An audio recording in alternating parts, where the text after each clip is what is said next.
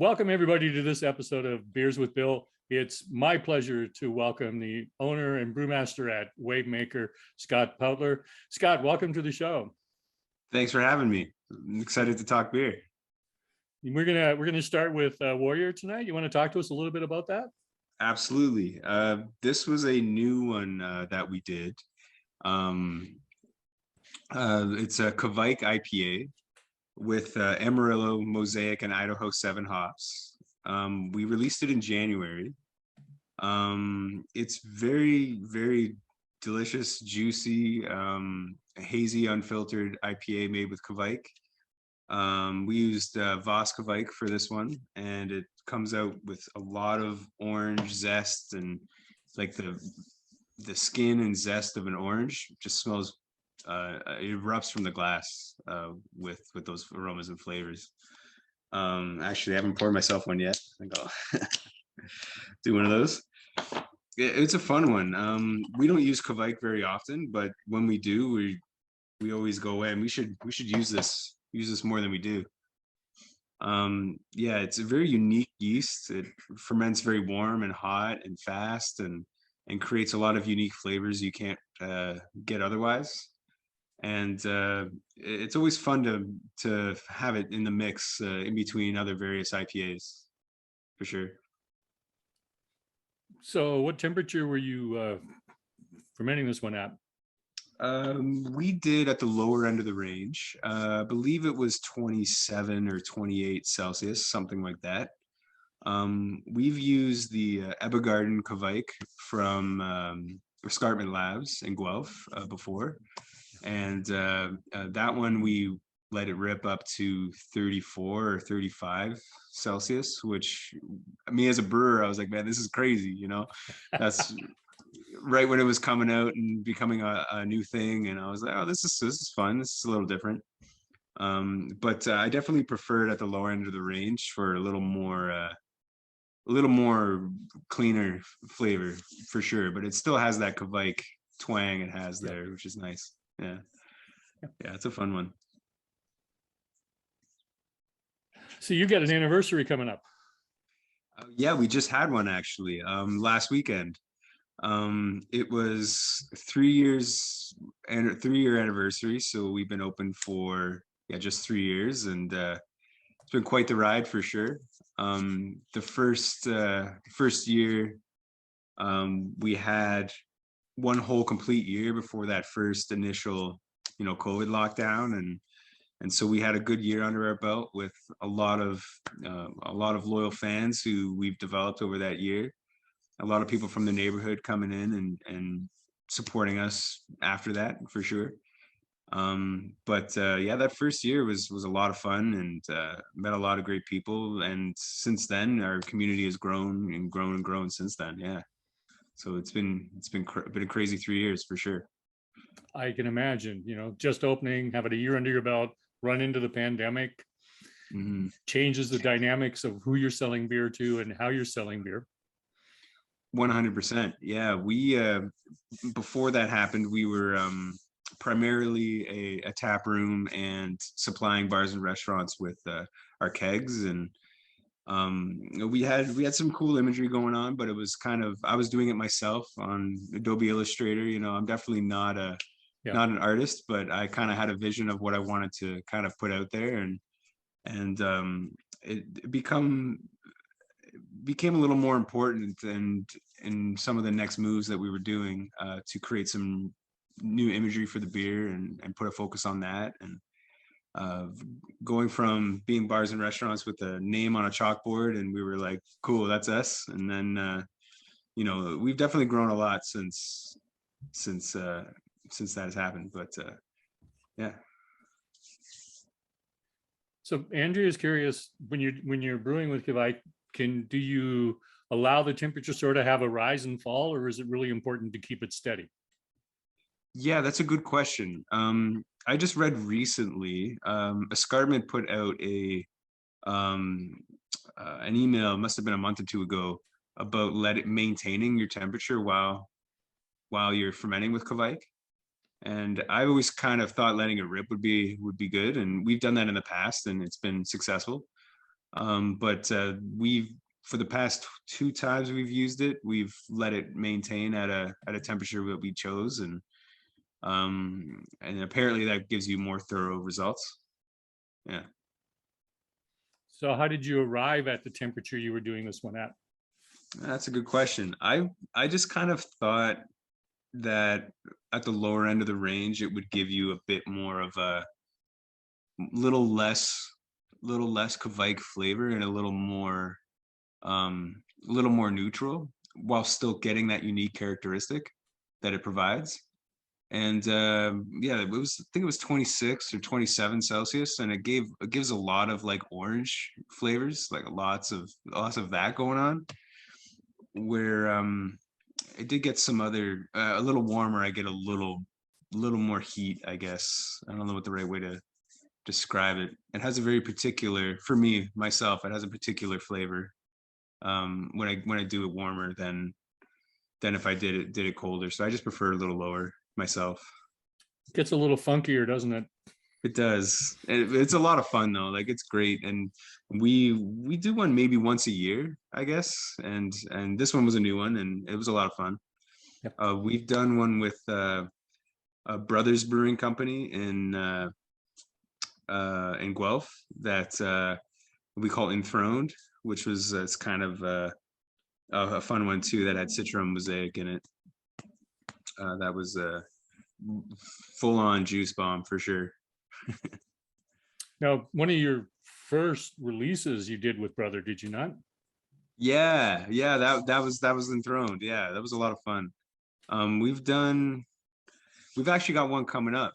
We haven't 100% decided what it's going to be yet, but we do have hopefully within the next month or two we'll have another beer together. We usually do something once a year too together. I went to brewing school with Asa at Brothers, and Colton went to Brock University, where I also studied accounting before I got into brewing. And so I got to know them pretty well throughout, studying together in school, and we always kind of kept in touch. And they're doing some great beers over there, and I love brewing with them. It's always a great time. They're an interesting pair, that is for sure. Absolutely. Yeah. I usually touch on the artwork later, but so have you now gotten someone doing your artwork for you? 100%. Yeah. Yeah, we're working with a new designer named Isabel, who lives in Australia, actually, funny enough.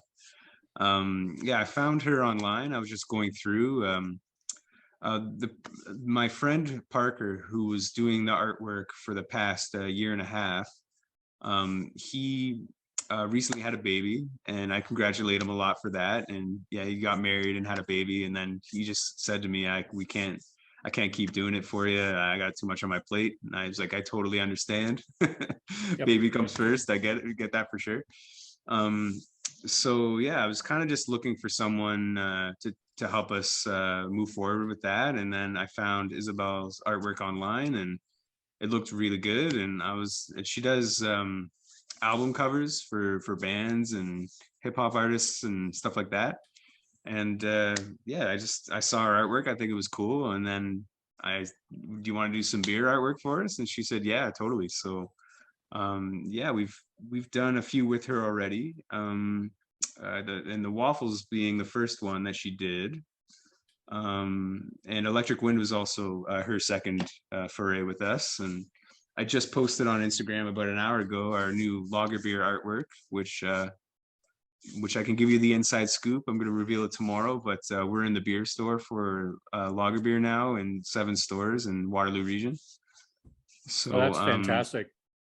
Yeah, thanks a lot. It's been a long journey for us, and it's kind of a new thing for me too, learning like the labeling requirements and barcodes and how all that kind of stuff works has been interesting. And moving forward, we're gonna have all this amazing artwork that we could start distributing a little further. And yeah, so we're looking forward to that for sure. So you did accounting at Brock, and Yeah. then literally immediately went to the beer school. Yes, I did. So my accounting program at Brock was very awesome. I enjoyed it a lot. I did a co-op program, so I got a chance to work at a public accounting firm throughout my schooling and got a feel for what that's like. And I learned a lot there about business and working with small businesses too, and got to see how people run their businesses. And I always found that a little more interesting than I was an auditor, so I would go into a business and kind of verify what they're saying is correct, kind of thing. And but after working with the small business owners, I thought I'd rather own a small business myself rather than verify other people's businesses and stuff. So I thought brewing was really interesting. I picked up a beer from the LCBO I've never had before. I don't even remember what it was, and I was like, "This is really cool.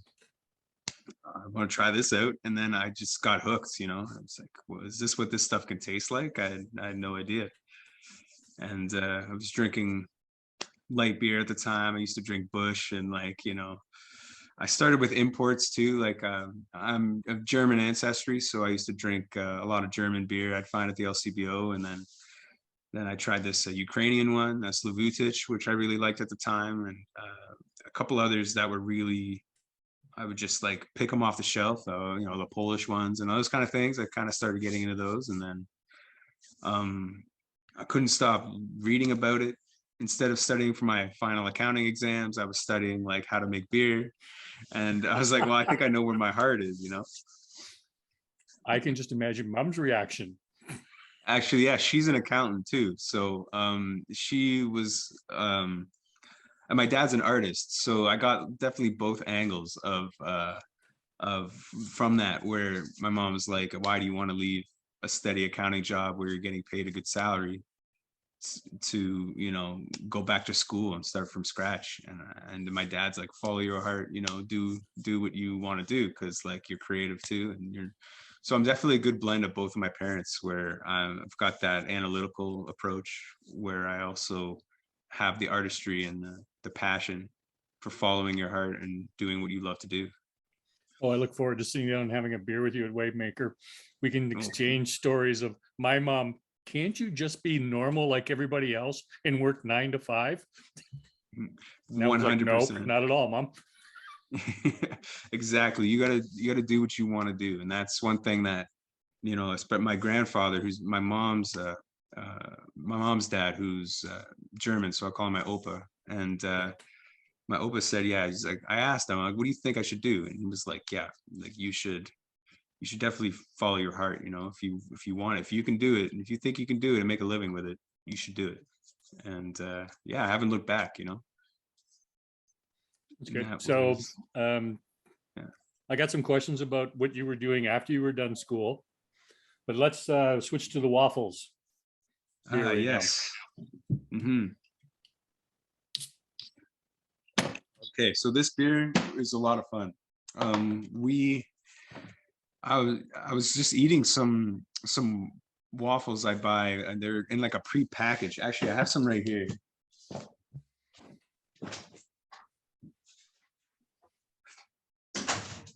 Funny enough, I went to the store today and I saw them, so I thought I'd buy a pack, and I had one for dessert at dinner. But I eat these pre-packaged waffles sometimes from made at a bakery in Ancaster, and was eating one. I was like, man, I gotta brew with these. Like, I don't know how, but we need to make a waffle beer for sure. And the original idea was doing a barley wine, so it'd be a waffle barley wine with maple syrup and the whole shebang. And so yeah, we ended up doing that. We kept the barley wine base and that kind of those kind of vibes, but we definitely wanted it a little sweeter than that, and made a full-on pastry beer, so 9.5%. Definitely some sweetness in there. We used local maple syrup from Winding Road Maple Products in Elmira. And yeah, their location, I went to go pick it up, and I got a chance to meet them. And it is on like a winding road in the middle of nowhere, surrounded by maple trees. And it looked like a brewery in there, to be honest. They had all like the equipment and to boil everything down, and the drains and the kind of stuff you typically see in a brewery, and our stories kind of matched and aligned. And so I was like, I'm really glad I got the syrup from them. And yeah, the maple flavor comes through really nicely from the maple syrup. We weren't too sure how that was going to work out, but yeah, it's got a nice golden red color. So definitely some barley wine roots there with the color and the sweetness and stuff. Yeah, when you smell it, you do get some maple syrup through there. Yeah, with the taste, it's just big, bold, full body. Definitely finished sweet. And yeah, the maple syrup, and I get a little spice from. There's a little bit of spice on the waffle itself, and I get that coming through with the beer actually, which is kind of fun. Yeah. So when I first read the back of the label, it's like eggs, soy, and wheat, and I was like, eggs, and then I was like, Yeah. oh right, crushed waffles and put them in. Totally. So when we had the label design and we were doing that, our original size labels are these 3x5s here. So then when we had it designed, I was thinking, wait, I probably should disclose it's got eggs and soy and stuff in it. So we put the little sticker on the back, but just in case, for allergens and stuff. Yep. But yeah, definitely none of that was in the beer besides what was in the waffle. No, that was my first reaction was, how are they incorporating egg in this? And then it was like, oh yeah, right. You got to do that when you crush something up. Yeah, totally. And that was a lot of fun too. I thought maybe our mash would get really sticky and stuff like that, but it actually ended up being okay. And it was a lot of fun to brew. Yeah, we just chopped them all up, threw them in there, and yeah, it came out like a big bold beer for sure. So you put the maple syrup in after fermentation or during fermentation? We did it in the boil. You did it in the boil. Okay. Right at the end of the boil. We were thinking of adding it during fermentation as well, maybe saving a little bit and then throwing it in later. But we thought, since the tank wasn't completely full, we thought maybe it would just kind of sink to the bottom and not really mix very well. So instead of having that stick at the bottom of the tank or something, we thought we'd just throw it in the boil. It mixed and homogenized really well, and we were happy with that. Well, it would on the boil. I can just imagine that. Yeah. Yeah, for sure. Yeah. People are curious, how many waffles did you use? Oh, that's a good question. Shoot. It was, for some reason, I have 48 in my head, so I'll say 48, but I can't remember, to be honest. I did take a photo of it, see how many, but yeah, it was quite a bit. They're not too big. They're about, maybe size of my hand, but yeah, we bought a bunch of them. Put them right in there. Chopping them up and putting them in, that would have been quite a process too. Yeah, for sure. People have asked me, I told a few friends of the idea, and they were like, so you're gonna cook Eggos and put Eggos in there? I was like, no, they come like pre-packaged with like some brown sugar and stuff on them and stuff like that. And so yeah, I think they definitely taste like more like a dessert pastry rather than there's one. Yeah, these ones are a little more like a dessert rather than a breakfast, So you get done taking your courses at Niagara College, and then you wander off and get a full-time job brewing beer for another brewery, right? Absolutely. I started my journey at Stonehammer Brewing in Guelph, which is now owned by Fixed Gear. So I started. I was going to brewing school, so I quit my job as an accountant I got into the program at Niagara College, but I had maybe a 6-month gap before I started the program. Yeah. And so I worked 2 weeks at Brick Brewing in Waterloo. They were looking for just general laborers, and I said, okay, maybe I'll work here this summer or something. And then so I started by taking cans off the canning line and putting them into boxes and running them through the shrink wrapper. And that was cool to see like a big brewery in action when I was just getting started. But after 2 weeks, I got a phone call from F&M Brewery Stonehammer where they were looking for an accountant part-time. And I was like, well, I'll take the job, but I also like some part-time in the brewery because I'm going to be going to school for brewing, and I'd love to kind of see both angles. And they were like, sure, totally. So came on board, worked with George Eagleson and Andrew and that crew, and that was a lot of fun. Got to see a super big brewery to a smaller one that's been around since the 90s, and got to see how they operate and all that fun stuff. Yep. Yeah. So what I'm curious about is, how did you in that process know it was time to open up your own brewery?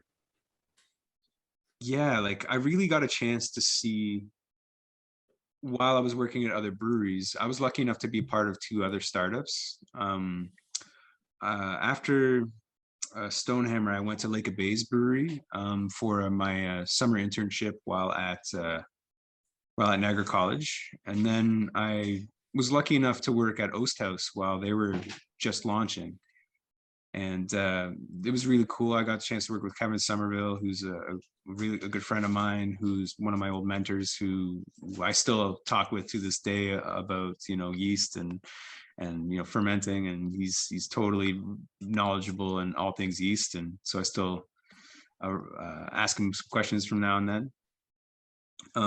But yeah, I got to see Osthouse start up and kind of the challenges they went through throughout that process, and kind of kept that in the back pocket, being like, okay, well, they did things this way, or they encountered these problems and those kind of things, so watch out for this or that while we if you ever start your own one day, these kind of things are good to know. But before I got a chance to be part of another startup, I worked at Mill Street Brewing in Scarborough. So I was at their big plant over in Scarborough, where I got a chance to see how a really big brewery operates. Again, from a different perspective. I was a filter operator, I guess. So I ran a filter every day.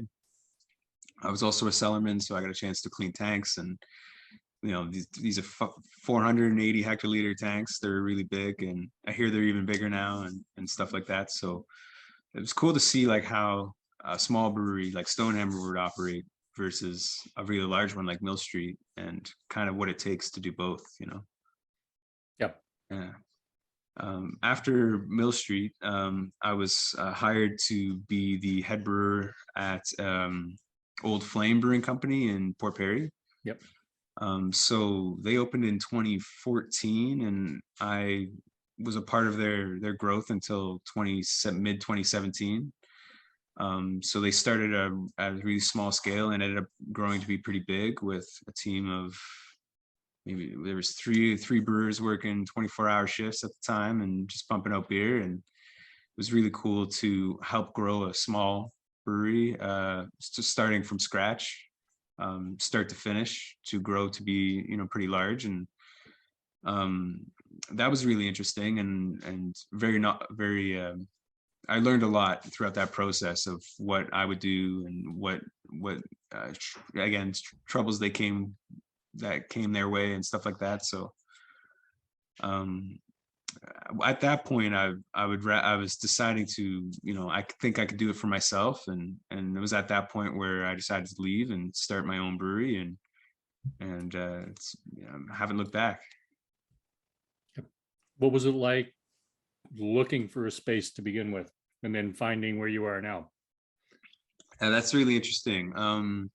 Cambridge is an interesting city. I'm born and raised in Cambridge, and Cambridge has 3 different small towns put together, and there's basically one main in the middle, all the way north and south. There's a big industrial area that kind of bridges the gaps between the 3. And so almost all the industrially zoned properties in Cambridge are in these plazas that are just big industrial plazas with Smith, maybe some commercial in there with some industrial stuff. And so Cambridge doesn't have a lot of options when it comes to finding industrially zoned property with the proper utilities, with electricity and that kind of stuff. So we were looking at some of those. A couple friends of mine, Rhythm and Brews and Jackass, for example, they're in that zone of those areas, and because Cambridge doesn't have a lot of industrially zoned properties. However, I got really lucky with ours. My dad went to high school and did some used to work with a guy named John who owned industrially zoned property on Laurel Street. So right in a residential neighborhood, there's this little building that used to be his dad's workshop. And so we got lucky, and he was just using it for storage and as his own workshop for some metal work and some carpentry stuff that he used to do on the side. And I approached him being like, hey, I think I want to put a brewery in here. And because there's a big garage door out front, it's right in the neighborhood. It definitely has a brewery vibe to it. And we just got lucky. He was like, all right, it sounds really good. Well, that's great. So it was quite the project. The building's from the 40s originally. There used to be multiple companies that used to use it before us. The main one being Heavy Duty Products, which is now owned by McDonald Steel here in town. So we bought our brewing equipment from McDonald Steel. So the brewing division of McDonald Steel started in the building that we're in, which is a really cool full circle story there. So John, my landlord, works at he runs the brewing division at McDonald Steel, and so having a landlord who also is on the supply side for brewing equipment was very useful and very helpful throughout our development, for sure. Absolutely. That's actually a little cool bit of history, isn't it? For sure. And they used to build grain mills in there for other breweries. And so the grain mill that we use to crush our grain for the brew, the same model is one they used to build back in the day. And so when we crack our grain every time, it's the same history that was from the building. So that's kind of fun. Yeah. I can well imagine. For Let's sure. go to the blueberry waffle.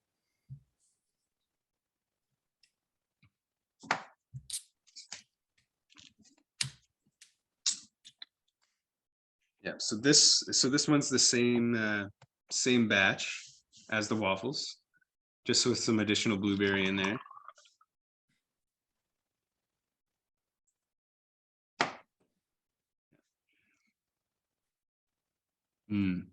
Yeah, wow. You get that same base, but the blueberry just pops right out of the glass. It hit me as soon as I cracked the can open. Yeah, it just erupts from the glass there. And it's a lot of fun too. I've been asking people at the brewery what they prefer, if they prefer one or the other. And for cans, it's been blueberry seems to be a bit more popular, but for the draft, the regular waffles is a little more popular in the tap room. So that's kind of funny how that worked out. Yeah, that is interesting. You must lose a little bit of that blueberry essence pouring it out in draft then. Yeah, it's pretty nice to, when you're pouring the beer, you kind of want to have a pint of it at the end of the brew, because it's or at the end of the tap room shift, because it's when you pour it, it actually is pretty aromatic and pops right out of the glass. Yeah. Yeah, what else can I tell you about our journey? It's so it took us about a year and a half to get open after we found the building, and so we had a few snags because it is an older building. There was some stuff that wasn't quite up to code that we had to do, and accessibility washrooms and the buttons and stuff for the door, and And we had to put an emergency exit in that was filled in pretty recently after, like, he took an old one. John took the old one out, and then I ended up having to put one back in. And so little stuff like that came up with architect and engineers and stuff involved to bring the project to completion. And yeah, it was quite the journey for sure. Can well imagine. So one of the questions that I usually ask in this like this, what's that journey like? Like, how do you feel from the minute you decide we've got our space, we're going to start building, and then that year and a half, 2 year later, when you finally throw out your first brew? It's a huge, and still continues to be a huge emotional roller coaster. There's a lot of highs and a lot of lows throughout your project where, like, you might be working with a plumber or an electrician, and they're like, we got to do this now and this has to be done this way, and you're just like, what? Like, I did not see that coming. So there's some of that stuff that pops up, and then there's other times where you just get that approval, or you get that, the thing that you're working towards, and you're just so happy about it, and you're just so high up. And even throughout the week, it could be like a complete up and down depending on what's going on. And it still continues to be that to this day. And I absolutely love it. I wouldn't be doing anything else. And I absolutely love those highs and lows, and there's a lot of, I've been lucky enough where I got a chance to do another older building from scratch at Old Flame. So I got to see what kind of decisions they decided to make with certain things, like with the plumbing and floor and all the kind of stuff you kind of think are just kind of there. We had to put them in ourselves, the floor drains and all that kind of stuff.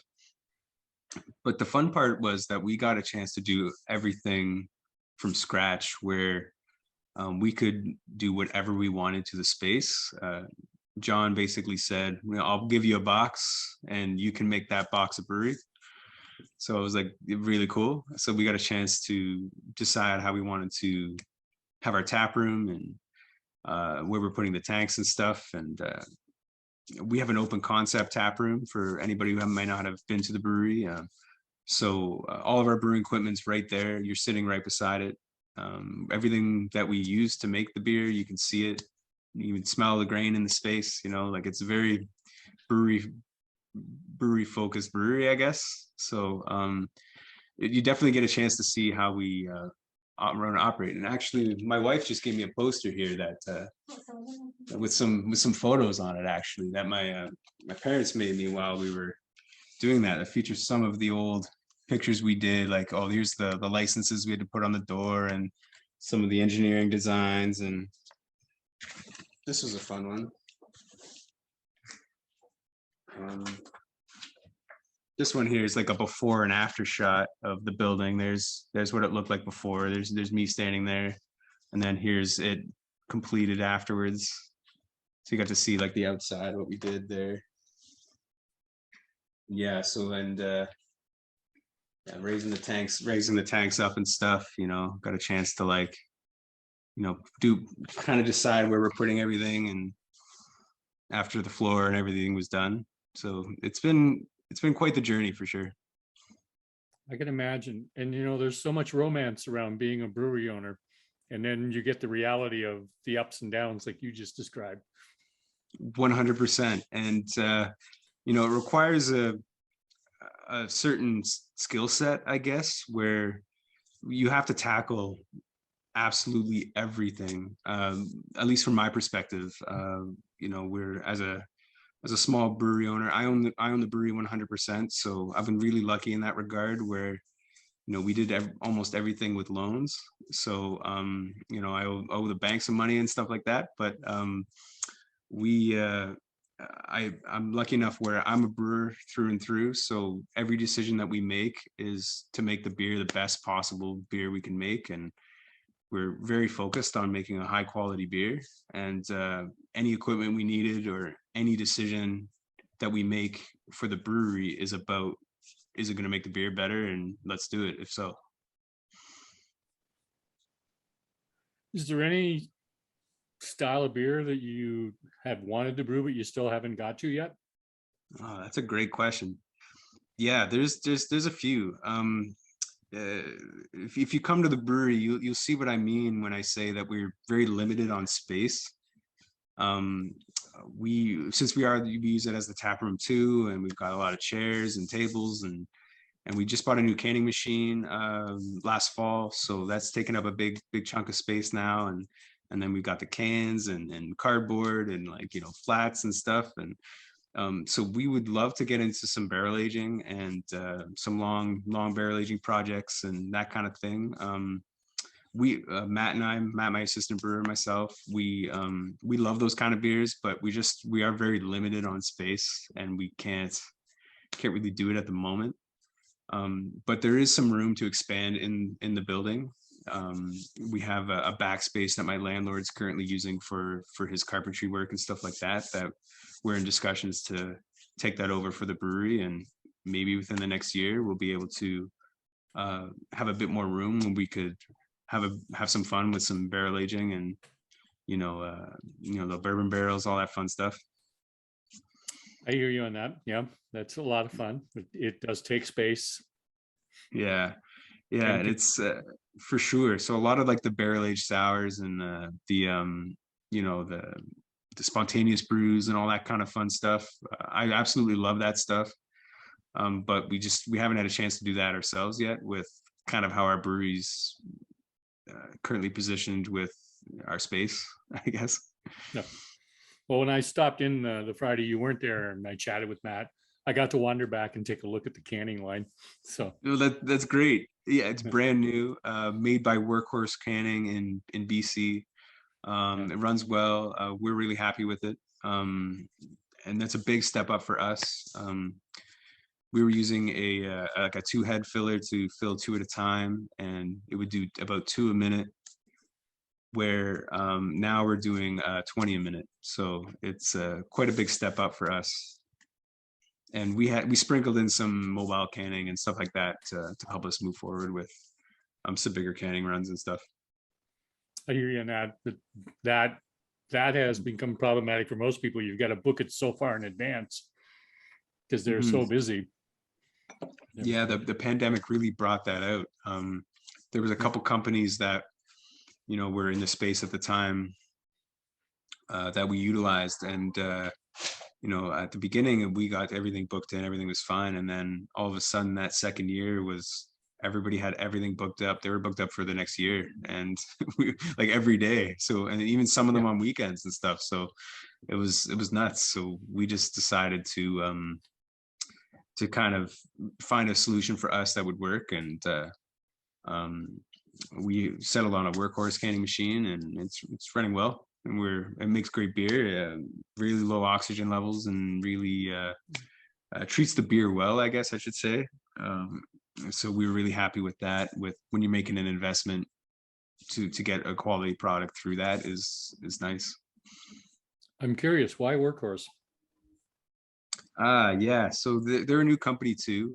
They're kind of have the same kind of mindset we do, with just making a good product. And it's a team of 3, I guess. So Daryl does most of the building, and he works with his wife and son. So it's a family run business. And I think he said he had one other guy working with him too, that helps him do some of the welding and some of the metalwork and stuff, while Daryl does most of the building. And his wife's an electrician, so she does the electrical work. And it's a very small family run business. And we were impressed with what we saw with the machinery, and the price was good too. So that is definitely a big factor when trying to find some capital equipment for the brewery. And it all kind of aligned in a good way for us. So we were lucky with that in that regard. And some other breweries around us too recently purchased one, Block 3 in St. Jacobs. They have one, and they've had one for a year and a bit, I think, and they were happy with it. And Mash Paddle down in Brantford has one. And so we got a chance to talk to them a little bit about what they thought, and they were impressed with what they saw. So we decided to do that too. A complex piece of equipment, that's for sure. 100%. And it's always a surprise, you know, like there's always like packaging is definitely one of the most difficult parts of the brewing process when you're a brewery where you're putting beer out in the market kind of thing. It becomes very important that, you know, once the beer leaves your building, it could be anywhere and everywhere. So having a machine that puts it in the package in a good way before it leaves is critical. Yep. So how do you decide what to brew? That's a great question. Mostly it's Matt and I just having a chat and just, hey, what do you want to make? What do you think would be cool? And we just literally do that. We have a few year-round brands that we keep all the time. Our lager beers, our flagship beer, it's unfiltered German lager, with little fruit flavors in there and stuff. It's really nice. We have our Oath Stout, which we keep year round, which is great. It's an English style stout with lots of with some caramel notes and stuff in there. And the Orion Amber Ale is one we're keeping year round now. That started as a fall seasonal kind of thing, and then everybody loves it. And if we didn't have it, people would ask, "Hey, do you have any? Or can I get some? Or do you have an amber?" kind of thing. We're like, "Oh yeah, we got one." So we decided to keep it more often now. But when we were deciding what to brew, we kind of, everything else is just like, what do we feel like having? You know, this winter was a lot of big beers for us. We did a imperial coffee stout at 9.5% as well, and we did a Snugglebrow winter porter with cinnamon and vanilla with New Ritual Brewing in Oshawa, and that was 7.2%. So another big dark beer. And so this summer we were going to lean into some lighter beers pretty hard. We're going to be doing a wheat beer, Belgian wit, and we got a saison coming up soon in the spring. And it's kind of just whatever we feel like making. And this summer is going to be a lot of just light beers, fruit beers, that kind of thing. Since we had a lot of heavy ones this summer, I kind of feel like going on the lighter side of things. What do you see as an up and coming trend in the industry right now? Yeah, that's a good question. Seltzers were really popular the past few years. I see that kind of waning a little bit. We brewed some last year, and they were really fun. They sold well and stuff, and definitely people definitely enjoy them. I see that kind of waning a little bit. I don't see that being as popular going forward myself. Pastry beers are a huge thing right now, and beers made with like with all kinds of pastries, like desserts and donuts and stuff. The waffles for us, like that's definitely popular right now, and I see that continuing. I think that's really fun, and a nice different approach to some of the more traditional beers, sweet beers and stuff like that, dessert beers for sure. Mm-hmm. What about you? What do you think? I am not 100% certain what to think right now, because I agree with you. I think seltzers have been hot. I think they're going to wane a little bit. I was curious that, Wellington does the hop beer, or the hop water, and I thought that for sure other people might pick that up and try it. I really like hop beer. Yeah. Mm-hmm. Like the non-alcoholic options are also very hot right now. Some carbonated waters, flavored carbonated waters and stuff like that. We've looked into it a little bit at the brewery of, if we were to do one, how do we package that safely, kind of thing. Like, so those kind of things we've kind of explored a little bit. Non-alcoholic beers is becoming really popular. They're in the LCBO now. For some of the more local options are available, and I see them at the grocery stores and stuff. And some bigger breweries are starting to look into that. And I get comments and requests for some every maybe once or twice a month, I'll get people to, hey, do you have like a non-alcoholic beer you guys make kind of thing? So that is definitely Well, I that's was definitely going to hit one on that, priority. the non-alcoholic beers, because the people who are into sport, biking and running, that's a Mhm. big thing for them. 100%. Yeah. And we have a couple bike we have a bike club that that at the brewery that starts and finishes their run kind of thing at the brewery. And um so yeah, it's like it's important to, like, have some options that aren't quite as big as heavy like the winter we had. Yeah. And so the spring and summer coming up, I definitely think lighter beers are going to be a bigger thing going forward. Um, I think it's important to kind of have both. For our brewery, we definitely brew anything and everything. Something like waffles versus a complete light beer. Like, I think for us, like, it kind of, our philosophy is drinkability and having a good beer no matter what it is. And uh, I think lighter beers are going to be popular this summer Yeah. for sure. Electric Wind. Love One the of my label. favorite beers. Yeah, thanks. This was Isabel's second label for us. It's definitely got some like 70s vibes, 60s, 70s, like a writing here with the wave glass and the electricity wind and stuff. Really cool. This was our first kind of approach doing a full wrap can with a label, plus like having like the ingredients and that kind of stuff on there. Electric Wind, I believe, if I'm not mistaken, was our first IPA that we did at the brewery. We jumped right into the New England IPA when we opened in 2018. So they were definitely popular, but weren't quite 100% as popular as they are now. And we jumped right into it and learned a lot since our first batch. And our first batch was really good. And we've done it maybe once a year until now, where we're thinking of keeping it around more often. And we pours really thick hazy with lots of juicy and like mango and peach aromas and stuff coming through. Yeah, so it is a special one for us because it was our first kind of jump into it. And we've always kind of kept it in the back of our minds, like, we got to brew that again, man. That was a good beer. And so yeah, when I was working with Isabel of what kind of next beers we wanted to put an image to it, it was immediately like, yeah, we got to do Electric Wind and give it a proper facelift. She definitely has a lot of motion on that can. For sure. Absolutely. And some of the stuff coming down the pipe is really interesting too.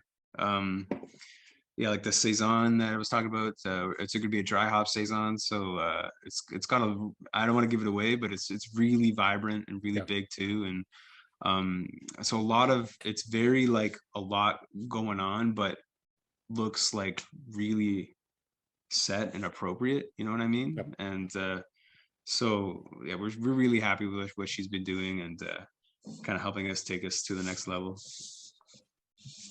And the color choice. Yeah, very bold, vibrant. The purples and blues on this one with the waves on the bottom and stuff. It's really cool. Yeah. And she left a space on the label too that we could put in like our description of the beer. So it was our first time putting like a bit of a description on there with all the legal info and stuff. Yeah, and it's a great beer, and that's one that's really close to us at the brewery, where we always kind of had it on the back of our minds, like, we should make it again, and the stars aligned, and it was one of our anniversary beers. It's that much, like, it means that much to us. Yes, I think this is the one that Matt served me when I stopped in the other day. Yeah, you mentioned that Just today. tapped Yeah. it. Yeah, just tapped it, and I'm glad you enjoyed it. That was fantastic. Absolutely had a great time. He's like you, he's very engaging. So we had a great conversation because we were the only two in the bar for a while. Mhm. And then letting me go look at the canning line made me happy because that was the first job I had out of Yeah. university, was being an assistant plant manager in a packaging company. Oh, So, that's cool. yeah. That's really cool. What Yeah. kind of packaging? So we did consumer liquid bottles, and we did some of the consumer things like Ajax. Oh, nice. Yeah. I'm Yeah. I'm definitely a packaged guy myself. Like I like things with good packaging. Yeah. Fancy bottles and like chips and that kind of thing. Like Yeah. when I'm in the aisle, like I'm always like, well, how did they put that in there? You know? I hear you on that. Yeah. I'm definitely like a good package. Yeah. If that makes sense. So Derek has a couple of questions I need to get to before I Oh, go sure. on with mine. He's curious Absolutely. the reasoning behind the order of the beers that we did tonight. Yeah. I thought starting and ending with an IPA would be a good idea because the waffle beers are pretty strong in flavor. And I thought starting with the regular waffles is a good idea, and then having the blueberry right after that, so you can kind of see the difference between the two and the differences and stuff. And Electric Wind is really good, and I thought that would be a good last one, so I could finish off Yeah. with the glass. Yeah. He's also now curious how many brews have you carried forward from your school days and your brewing for other people? Oh, that's really interesting. Everything I've brewed for other breweries, I've left with them. You know, I didn't take any of that with me. I might have brought some knowledge of brewing practices and processes and stuff with me, but everything I've done for other breweries, I've left with them and let them take those beers where they go and with them. And so when starting Wavemaker, it was kind of like a blank slate where it was like, well, what do I want to see? What do I want to do? For us, it's definitely a mix between some easy drinking beers and wild and crazy stuff. So that's kind of how I feel about brewing and how we feel at the brewery, and Matt and I and the team, and we all just want to have a good beer. And sometimes you feel like something light and easy drinking, and other times you feel like a big heavy stout kind of thing. And so yeah, I kind of took a broad philosophy with me, I guess. Like I've worked at other breweries where other people make decisions of the beers being made, but I might do the recipe or I might execute the vision. But this was my first time to actually have the vision for myself and can implement that into how what do we want to do, I guess, and whatever we want to make, we kind of just do it. Can I just add a follow-up, Bill? Because I had an earlier question and that's a perfect segue. Is there a single beer that kind of captures what Wavemaker is all about? Man, that is a great question. Or even just a style if you want to dial it back. But for sure, I think lager beer is a great one for me. It is our flagship beer, so but it's not just about it being like a lager being a flagship, I guess. Like for me, like it's my German roots coming through. It's just something that means a little something to me, where it's a wide style where almost everybody would enjoy it, kind of thing. But it's rooted in brewing history. We use like proper, everything's like from the Bamberg area, so we use all authentic ingredients with an authentic approach when we make the product, and we do it properly and kind of to tradition, and it, but it's still like a delicious beer that's not just like a macro lager clone, I guess. So it definitely encompasses both worlds for me, I guess, while still being an easy drinking, approachable beer. 100%. Yeah. And it's funny because when you say that, like I go through different ones in my mind where I'm like, well, well, sometimes I feel like, just like I said, we kind of brew what we feel like at certain moments, and sometimes I'm like, man, that Orion Amber Ale is so good. It's just such a good pint in a pub kind of thing. And other times I'm like, yeah, man, that big Imperial Coffee Stout just hits the spot, you know. And so, kind of throughout our whole range, kind of encompasses all those moods and those kind of what you're feeling at the time. One of our main things at the brewery is we want anybody and everybody who comes on into the brewery to have a good time and find a beer that they like to drink. And our range kind of encompasses that. Mm-hmm. Jerry always asks this question. So what is the beer that you have had that made you say, damn, I wish I'd brewed that beer? Yeah, for sure. It's such a good question. There's been a few over the past while. Man, it's one of my favorite beers I've ever had was in Belgium. There's a few of them, but two on that same day in Belgium when I was there. One was Duranca XX Bitter, which is a hoppy Belgian pale ale, I guess. It's just super fresh hop, straight up, like not like a juicy kind of thing, but kind of like noble hop character with some like leafy hop, kind of like just a pure brewer's beer, I guess. Like I just was like, man, it's perfect. That beer, when I had that one, I was like, damn, like I need to make something like this, which I still haven't yet, funny enough. But yeah, that one for sure blew my mind when I had it, and that was back in 2011. So that was a long time ago now. But that's one I've always kind of had at the back of my mind where, yeah, I gotta make something like this for sure. And the other one that the same day was the Dry Fontaine Straff Winter, which is a Faro lambic. But it's not as sweet as other Faros. It's very sour, like just with a bit of sweetness and candy sugar and stuff. And it just was lambic with all this other stuff going on. And at the time, it absolutely blew my mind of what beer could be, and absolutely loved it. And yeah, and unfortunately, the brewer from the lambic master passed away a few weeks ago from that brewery, and you know, I'm sad to hear that for sure. Like he was definitely somebody I looked up to, where he brought an almost extinct style to the forefront, along with the other lambic brewers of the region for sure. But definitely kept the tradition alive, and that was really sad to hear he passed away a few weeks ago. Yeah, that would be sad news. Mm-hmm.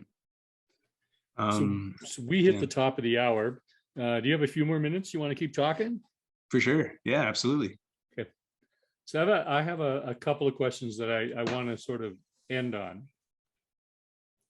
And the first one being, if you could spend a day brewing or talking about beer with anybody, who would that person be? Yeah, and actually, funny enough, it probably would be Armand from Dry Fontaine, who just passed away a few weeks ago. And I've been really lucky where I've got a chance to meet a few of my brewing idols in Europe. First one would be Jean from Cantillon. On that same trip, I was lucky enough to meet him while I was just doing a brewery tour there at the brewery, and he was very friendly and let us sample from the tanks and the barrels and stuff they had there, and got a chance to meet him, and that kind of blew my mind at the time. And I went to Germany in 2016 for a family wedding, and I was lucky enough to meet some of my German brewing idols there. Andreas Ganstaller from Ganstaller Brau, just 100% just like the best beers. These two breweries in Germany that I really liked, Ganstaller and Witzgau, two Franconian breweries that are kind of in the middle of nowhere and really small towns where, you know, like in some towns they're like, this is our brewery and the whole town drinks that beer. Definitely those vibes. and the beers are just absolutely out of this world good. Like I cannot describe how good these beers are. And I was lucky enough to meet both the brewers there, and got a chance to see how they brew in the lagering tanks, and like, you know, the open fermentation and stuff they do that's a little different than we do here. And that was definitely inspiring, and meeting those guys helped me decide it was time for me to do this on my own, and to do it for myself and kind of create our own thing here, for sure. And if you could leave us with one thought, what would it be? Follow your heart and your passion, and everything else will fall into place. Yep. And you can see Derek always puts his favorite there, drink more beer. Absolutely, drink more beer, 100%. And and support your local brewery too. Like that's another thing I want to say, is just like I'm sure everybody on this podcast, you know, loves beer for sure. But support your local brewery that you like, and you know, try to you know, like and share, and support their page, and support, you know, what they're doing in the community, and try to be there for fun events, and, you know, patios, sits, and stuff like that. Like those kind of things go a long way for us, where we get a chance to interact with our fan base, and can meet people and talk and learn new things, and all of that stuff really goes a long way with me. And I always appreciate everybody who comes to the brewery who wants to just talk beer and have a good time. Scott, thank you for taking time out of your schedule to share your story with us tonight. 100%. Thank you, Bill, for doing this. I've enjoyed your podcast in the past, and I'm glad to be a part of it. And thanks for having me. Well, we haven't even touched on half my questions, so we'll have you on again in the future. For sure. I would love to do this again. This was fun. No, sorry for rambling. No, not at all. It's been great to hear the story and the passion. That's what this is all about. Remind everybody, next week, Tim Snyder from Dunchun Cider is rejoining us after almost, it's been probably 21 months since he was on. And Derek's looking after the ordering for everybody in the region. Awesome. Again, sounds delicious. Yep. Again, thank you, Scott.